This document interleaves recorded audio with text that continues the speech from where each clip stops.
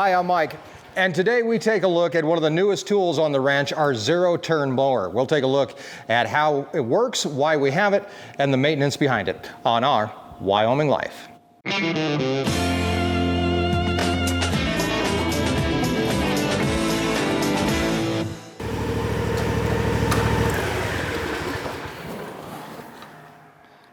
Welcome back, and thanks for joining us once again on Our Wyoming Life as we continue to explore the ranch life and escape the ordinary.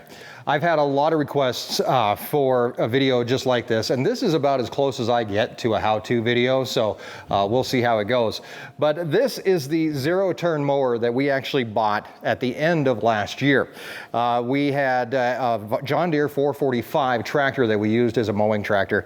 That tractor died at right before Ranch Roundup actually last year, and we were stuck with we had nothing to mow with. So we went to Home Depot and credit carded this baby. It was actually on clearance, and we were able to pick this up for relatively cheap as riding lawnmowers go. This is a zero-turn mower. It's from Cub Cadet. It's a ZT1 50-inch mower, which means that it has a 50-inch mowing deck, which I'm sure somebody will correct me if I'm wrong, but I think that's the largest deck that you can get on these Cub Cadets. I wasn't too sure about the zero-turn mower because really the advantages of it, I really didn't see that much of an advantage considering that it's still a mid-deck mower. If it was a front mower, I could see a bigger advantage, but the mower is still midway through, so you're still mowing almost just like you do with a regular riding lawnmower, and I didn't really see a whole lot of advantage with it. And the nice thing is that I didn't make a video about it last year because I didn't get to use it that much. This spring though, however, we have been doing some more mowing, and I've had quite a few opportunities to get out and run it, and I can say that there are advantages to the zero-turn mower. We're going to get into those in just a few minutes. We're going to talk today about maintenance on this thing and basically the day-to-day operation of it. We're going to take it out, we're going to cut some of our yard, we're going to see how well it cuts. The only drawback to this entire mower that I can see, or that I've found so far, is the bagger. The bagger is actually very convenient, of course, but it was an added accessory that we put on. Hi, Erin. What are you doing? Where'd you get that shirt? I bought it. It's cool, ain't it? Yeah, it's great. So anyway, the bagger here was an added accessory that we put on, and while it works really great for catching grass, it doesn't catch a whole lot of grass if you're cutting thick grass, but also it sticks out here, and if you're not used to it being on here, you're going to hit it on everything, which we do. We've broken one latch off here already. I had to put this on. This whole thing is now bent. I have to figure this out, and of course this is the type of latch that it did have, but it's all bent up, and it's not the most sturdy of contraptions, but it does work for catching the grass, and Erin likes to catch all that grass and compost it. So basically, when we get this thing out, anytime that we use it, of course, we're checking our tire pressures, which is not hard to do at all. Unlike the Tweels, these tires will go flat, so you want to make sure that you take a look at those. Also, on the engine itself, which is a Kawasaki 23 horsepower engine, we do want to check the oil anytime that we get in to start it up, and make sure that it's okay. So we're still full on oil, which is great. And it recently had an oil change, so should be good to go there. Other accessories include a cup holder, which, unless you've got a lid, I wouldn't suggest using because it's going to get filled with grass. So if you've never driven one of these zero-turn mowers, there is a little bit of a trick to it. It's not hard at all, but as you sit down, your handlebars are going to come in front of you, like so. Push them both forward to go forward, pull them both back to go back, and then you can turn by using either one. There is a little bit of a learning curve, but it doesn't take long. It's actually pretty easy to figure out how to use. So we're going to run over, we're going to cut a little bit of our yard with it and see how it works.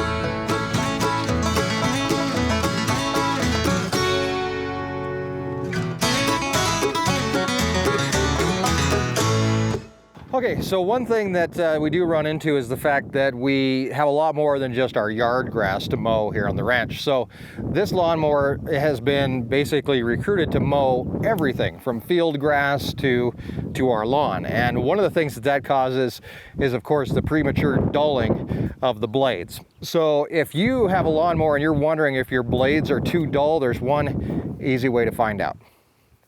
And that's just to dig back into your clippings. Now, what you're looking for on the end of your grass where it's cut is a nice straight line where it's cut. If you see a jagged line or anything like that, that's actually really bad for your grass, and it can cause diseases to get into your grass, all kinds, and it's actually going to brown your grass faster. So here you can see, if I can get a good shot of this little tiny piece of grass. If you look at the end there, if it'll focus on it instead of my fingers, figure out.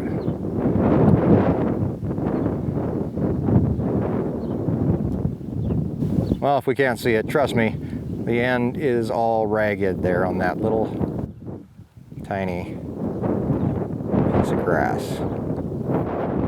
Blurry or not, it's a ragged piece of grass. So obviously our blades are really dull. So what we're gonna do is we're gonna take this thing back into the shop.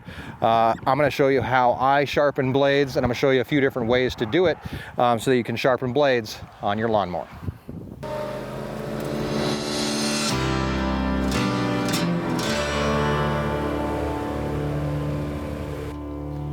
All right, as I said, blades, sharp blades are very important to having a well-manicured lawn or grass or whatever you're cutting.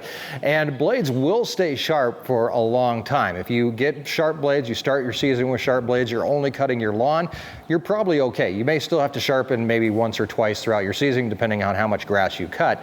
But as long as you're not out hitting rocks and stuff like that, you're probably pretty safe. But all it takes is one rock and your blades are dull. So you're gonna have to sharpen your blades. I will level with you. I used to mow my own lawn before we came to the ranch. When we lived in housing developments and subdivisions and that kind of stuff, I cut my own lawn. I like to do it. I was proud to do it, and I like to have a nice lawn. It was just one of those things. But what I never liked to do was sharpen blades. In fact, I don't even think I really knew how. So when it came time to put new blades on my lawnmower, which was one of the old push me, pull me types, I would go buy new blades. I wouldn't sharpen them. And I guess it was just because I never knew how. And they are expensive. It's not cheap to buy blades. So what I usually like to do is I have 2 sets of blades for each lawnmower that I have. And that way I always have one sharp set ready to go. And I can sharpen them myself now, which is extremely handy. And I'm gonna show you how I do it. But the first thing we have to do is get the blades off the mower, which can sometimes be a little bit of a trick. So the big thing when you're going to take your blades off your lawnmower is that you want to be as safe as possible. So what I like to do is actually, first step is to disconnect the spark plug wire. That means there's no chance that this engine could start up and chop my hand or my fingers or my nose or anything like that, no matter what I have shoved up there, that it could actually start up on me. So what I'll do is remove the spark plug wire. Maybe, there we go. From the engine on each side. So this is a 2-cylinder engine, so it's going to have 2 spark plugs. There we go. So both of the spark plugs are completely unplugged. With that done, there's no chance that the engine's going to start. We can jack up the front end of this thing, get underneath, and see what we have to do to get these blades off. This is actually my first time removing the blades from this mower, so it's going to be a surprise as much to you as it is to me. But safety first, obviously, we're going to jack this thing up, and we're going to use some jack stands to make sure that it doesn't fall back on us as we're fooling around underneath there. Another good trick is to make sure that you put your deck up as high as possible before you jack it up.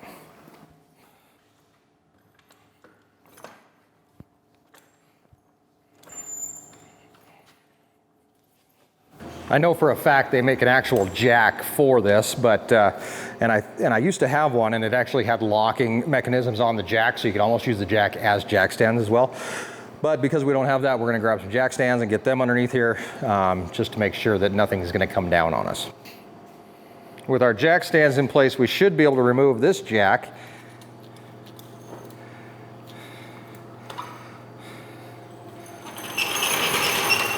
allowing the mower to rest on the jack stands. Nothing's moving. I think we're safe. Next up, we have an opportunity to get a little bit dirty, but first we're going to come down here with a paint marker. And the reason we're doing this is when I take the blades off, I want to know which side of the blade is facing the ground so that I can put them back on the same way. Sometimes they're not labeled very good. Sometimes you've got so much grass and buildup on your blades that you can't actually see it. So we're going to stick our heads underneath here, hopefully.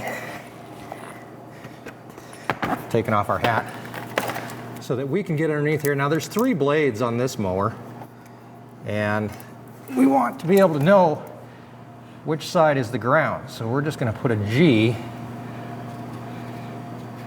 on each blade so that we can tell for certain which one or which side of this blade is facing towards the ground. This blade is kind of out of the way.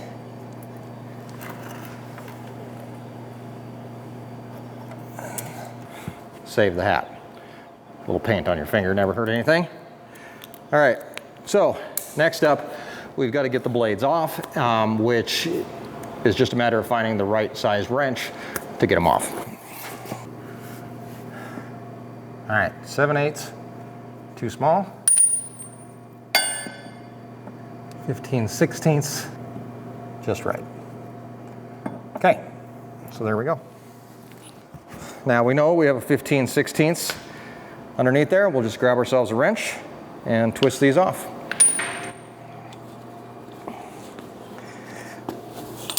Now there's a couple different ways to do this. I like to use a glove and just hold on to the blade. I happen to have some welding gloves over here, so these will work just fine. Some people use a block of wood in there. Whatever you can get to hold that blade steady without cutting yourself is the key and the name of the game. So get under here and start removing these blades. They're tight. So really get something as you can.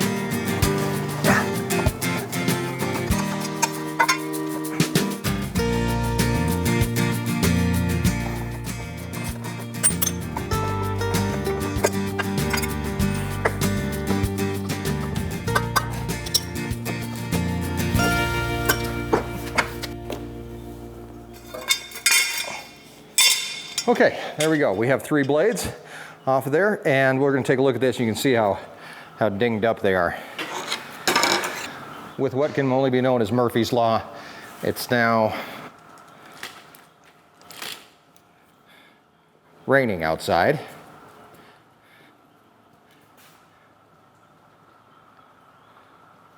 So it looks like we're not going to be able to test our blades, but that's okay. I can still take you through the process of getting these things sharpened up. And when it comes to sharpening your blades, there's a number of different ways to do it. But first, let's see how dinged up they are.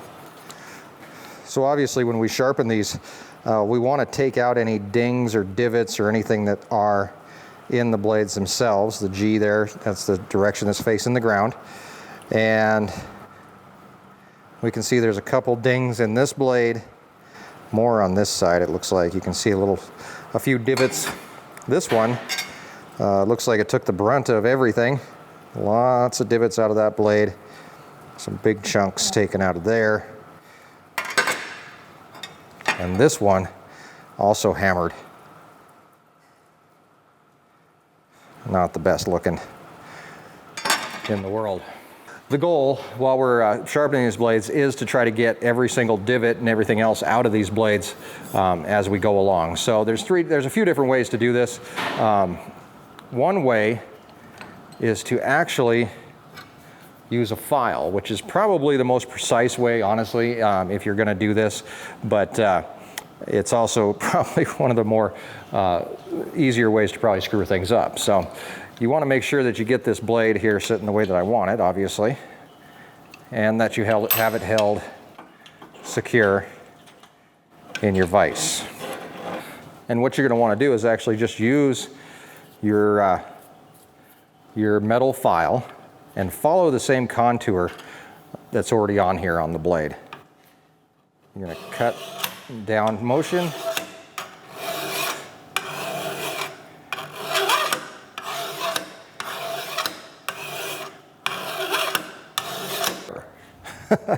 While it is probably the most precise, it's also the biggest pain in the butt. They do make a few things that will actually make this process go a lot smoother and a lot simpler, and one of them is this little blade sharpener. I don't know who the manufacturer of it is, but it seems to work pretty well, and if you just want something that makes it quick and easy, you can pick this up at Home Depot for about $8. It just goes right onto your drill, and you can sharpen blades with it. Very simple, I'll show you. This actually just goes right over, and it's got that cut already in there, that angle that you need. So really, all you have to do is put your eye protection back on.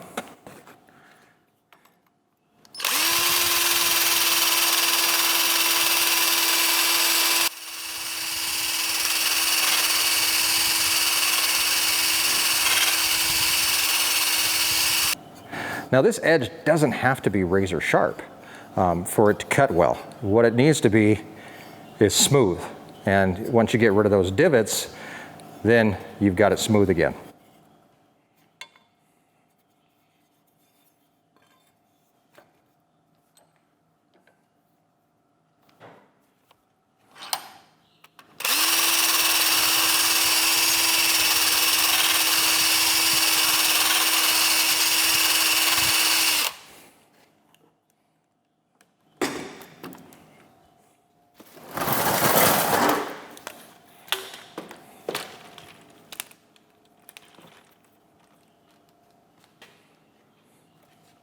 While the rasp and whatever this thing is called work pretty well, still my favorite way to do this is just with the old-fashioned benchtop grinder.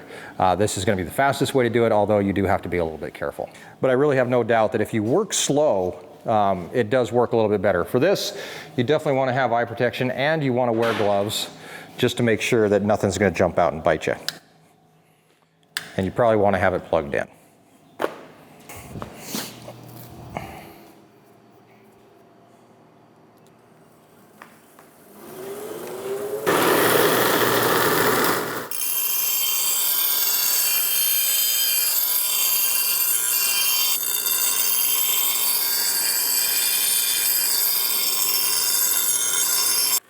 So here's the thing about any blade sharpening is that you've got to remember that these blades are balanced.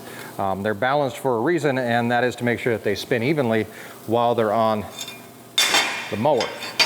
So one of the best tools you can have while doing this is actually a little balancer. So what you can do is you can take your blade, once you have it, about where you want it, and you're going to set it on this balancer, and it's going to tell you if this blade is balanced. Now this one still needs a little bit more taken off of this side. This side is obviously heavier, so we're going to take a little bit more off of this side.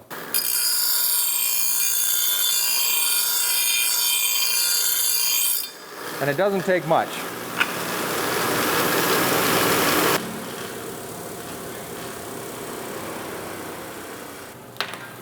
And there you go, a balanced blade and a sharp blade that's ready to, if I don't drop it, cut some grass. We've managed to remove all the dimples along the edges, and should work just fine. Okay, so while you don't need one of these little things to measure if it's balanced, you can actually put a nail into a wall, hang it from the nail, and let it see how well it balances. Works pretty smooth too. All right, I'm gonna run through, I'm gonna get the rest of these sharpened up, and then we're gonna reinstall them on the mower.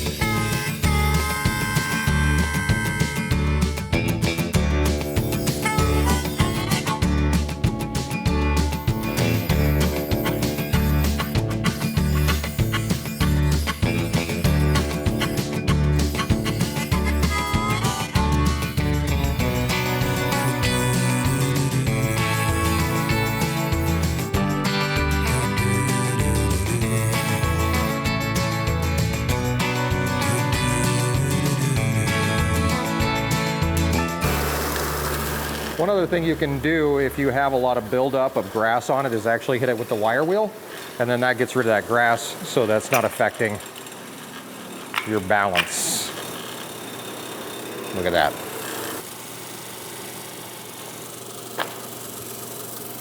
All three of our blades are done, but like I said, I like to keep a set of blades in reserve. So these blades will now become my reserve blades, which I will stack them up all nice and pretty. And these are now my reserve blades. They're nice and smooth and sharp, ready to go next time I'm going to put on blades. So these are brand new blades that we can put on. These ones, because they're new, you can actually read on them. It does say grass side on them, so you know which side goes towards the grass. So they are all going to sit like this. Grass side is down.